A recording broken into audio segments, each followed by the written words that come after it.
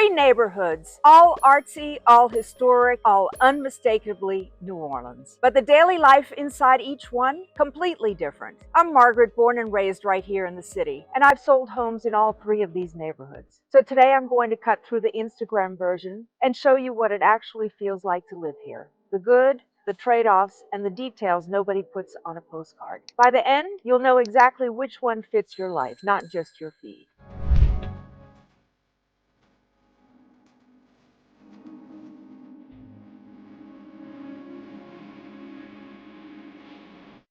So before we dive in, let me tell you how we're going to look at these. This isn't about which neighborhood is best. That's the wrong question. The right question is which one matches how you actually want to live in each single day. All three sit downriver from Canal Street, connected like links in a chain. The French Quarter, the Marigny just across Esplanade Avenue, then the Bywater continuing past Press Street. They share a lot of DNA. Historic architecture, walkable blocks, a creative soul that runs deep. But the way they express that soul, very different. We're going to compare each one across three things: the architecture and what's actually available to buy, the local versus tourist balance, meaning who are your neighbors and who's walking past your door, and the practical daily reality: parking, groceries, noise, commute, the stuff that matters the morning after you fall in love with the neighborhood. At the end, I'll give you a clear winner in each category, plus an honest look at what $800,000 buys you in each place right now. Let's start at the beginning. Step into the French Quarter and you feel it immediately. Gas lamps flicker on cast iron balconies. Mule carriages move through streets no wider than an alley. The smell of cafe au lait and beignets drifts out from somewhere around the corner. It is genuinely one of the most beautiful places in America to walk around, and about 3,500 people actually call it home. Now here's the first thing I want you to understand, because it changes everything about how you think about buying here. French Quarter is not one neighborhood, it's two experiences stacked inside the same historic district. The upper quarter, running toward Canal Street and Bourbon, is tourist heavy. That's where the energy is loudest, where the daiquiri shops and bachelor parties live. The lower quarter, where we are right now, running toward Esplanade Avenue, is where actual residents have built quiet lives. Tucked away blocks, neighborhood coffee shops, a sense of community that most visitors never find. If you're seriously considering the quarter, your block selection matters more than in almost any neighborhood in the city. The architecture is the real reason people fall in love with this place, and honestly, I get it every single time. Creole townhouses, Spanish courtyard buildings, condo conversions that keep the bones of an 1840s structure and add a working kitchen. Buying here means becoming a steward of history, and the Vieux Carré Commission, the VCC, makes that official. Any exterior change you want to make requires their approval. Paint, color, ironwork, even a security camera placement. That process adds 60 to 120 days to renovation timelines, and you need to plan for it from the moment you make an offer. It's not a deal breaker, but it's a reality, and buyers who don't know about it get surprised. So what does daily life actually look like? Walk to dinner? Absolutely. Anytime you want. Walk to jazz? Yes. Walk to a full-size grocery store to do a real week's worth of shopping? That requires a plan. Most quarter residents keep a car and use it for errands, or they develop a rhythm around the smaller specialty shops nearby. It's a very European way of life. Some people love it. Some people realize quickly it's not for them. And then there's the noise. I want to be honest with you here, because I think a lot of people underestimate this. Noise in the French Quarter is not occasional. It is the baseline condition, 24 hours a day, 7 days a week. Living in the upper quarter near Bourbon Street means that condition is extreme and constant. Living in the lower quarter brings it down to a manageable hum, but it never fully disappears. If you decompress by coming home to quiet, the quarter will work against you every single night. Parking is the other honest conversation. Most residents pay for a dedicated garage spot, and those monthly costs add up. Street parking exists, but it's scarce, competitive, and completely unreliable reliable if you need to count on it. Plan your budget for a garage spot from day one. There's also what I call the fishbowl effect. Your neighborhood is everyone else's vacation destination. Your corner is someone's photo op. Your quiet Sunday morning walk shares the sidewalk with a bachelorette group that started at 10 a.m. Some people genuinely love that energy. They recharge in the middle of it. Others find it exhausting within 6 months. So who is the French Quarter actually for? The pied-à-terre buyer who wants a historic base camp in one of the world's great cities. The hospitality professional who lives and breathes the Quarter's rhythm. The person who wants to walk out their front door into 300 years of history every single morning, and who truly does not need quiet to feel at home. Who is it not right for? Anyone who needs quiet to decompress after a long day. Anyone with kids who need outdoor space beyond a shared courtyard. Anyone who's hoping parking will work itself out. Now, just across Esplanade Avenue, everything shifts. Cross Esplanade Avenue and the tourist foot traffic drops almost immediately. The streets get quieter, front porches appear, someone waves from a stoop, you're in the Faubourg Marigny, and the first thing you notice is that people actually live here. Full-time, year-round, with dogs and bikes and neighborhood opinions they'll share freely.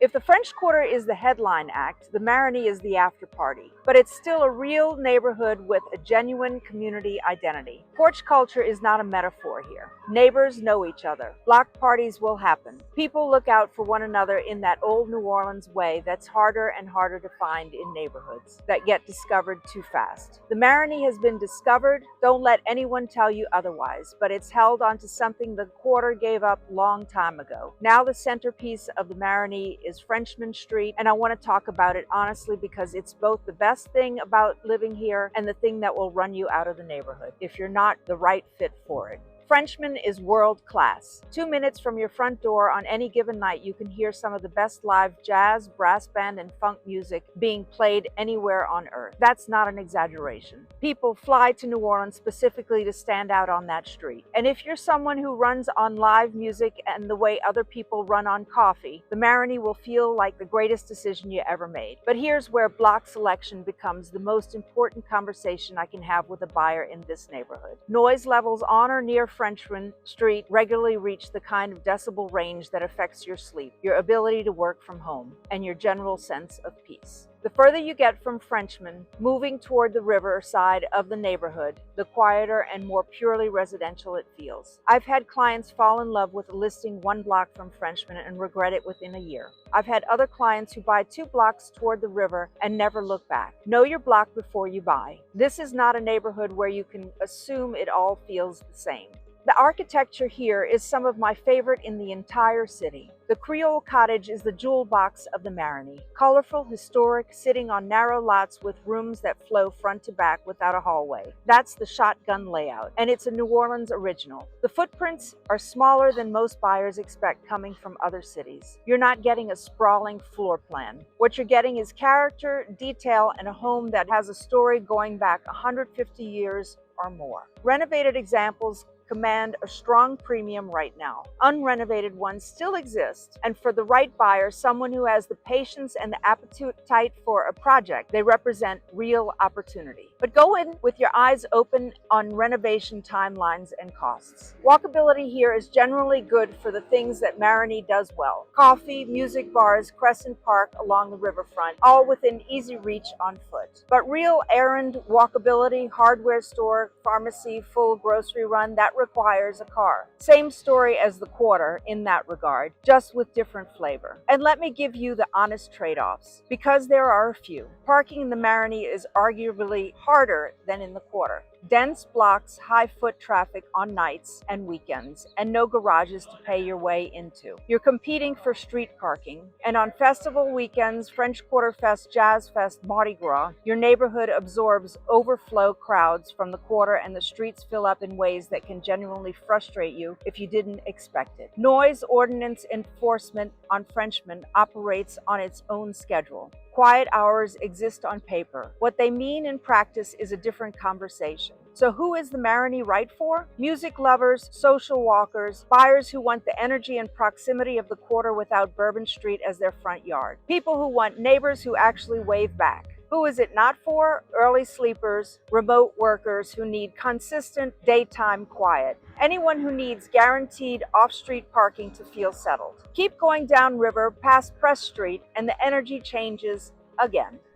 So let's run through this cleanly. I'm going to give you the honest winner in each category, and then we'll talk about what your money actually buys in each neighborhood right now. Best iconic New Orleans feeling, French Quarter. That's not even a debate. You walk out your door into 300 years of history every single morning. Nothing else in the city replicates that. Best music first lifestyle, Marigny. Frenchman Street is 2 minutes away on foot. That's the whole argument. Best artsy residential balance, Bywater. You get the creative soul without the full weight of the tourist economy pressing down on your daily life. Best for never needing a car, French Quarter. Everything cultural is walkable, and for buyers doing a pied-à-terre lifestyle, that matters more than anything else on this list. Best for quiet nights, Bywater, with a block caveat. Pick the right street and you'll sleep well. Pick the wrong one and you'll feel like you're still in the Marigny. Best for hosting out-of-town guests, this one's a split. French Quarter if your guests want the full historic immersion experience. Marigny if they want music and local neighborhood texture without the Bourbon Street version of New Orleans. Now let's talk money. I pulled 3 comps, all close to $800,000, all active or recently sold. So you can see exactly what that budget means on the ground in each neighborhood.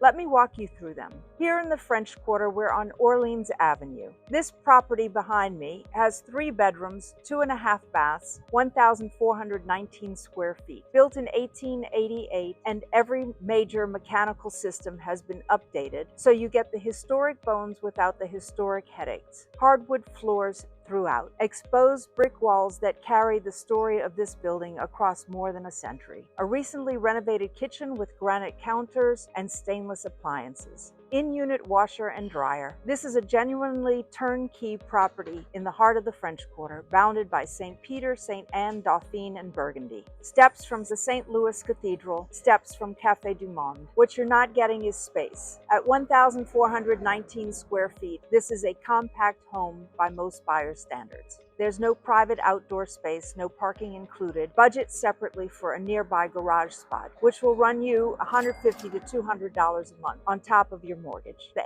HOA runs about $920 a month and covers building maintenance, exterior insurance, and common area upkeep. That's a real number and it belongs in your budget from day one. But here's the trade you're making. You're on Orleans Avenue. You can walk to Café du Monde at midnight. You're living inside one of the most celebrated historic districts in the world, and that address carries a prestige that doesn't depreciate the way square footage does. For a pied-à-terre buyer, someone splitting time between New Orleans and another city, this is a compelling buy. You're not paying for a primary residence, you're paying for a base camp in one of the world's great cities.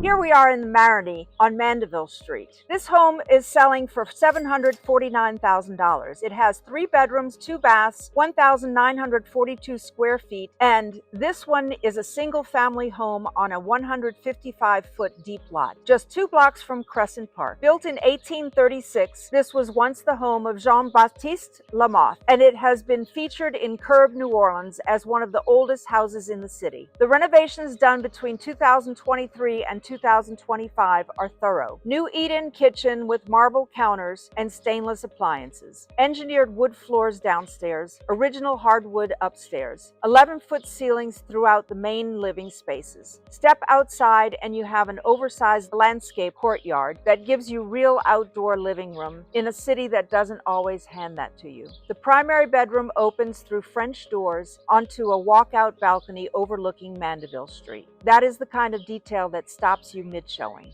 2 blocks from Crescent Park and the riverfront, close enough to Frenchman Street to feel the neighborhood's energy, far enough that you close your front door and the music stays where it belongs. No off-street parking, that's an honest note. You're on the street competing for spots. On Jazz Fest weekends and French Quarter Fest, this block absorbs overflow and the parking situation gets genuinely difficult. If you drive daily, factor that frustration in before you fall in love with the balcony, because you will fall in love with the balcony. balcony. At $749, you're getting nearly 2,000 square feet of thoughtfully renovated historic home, a real courtyard, and a Marigny address that puts Frenchman Street and the riverfront both within easy walking distance. That is a strong buy for the right person.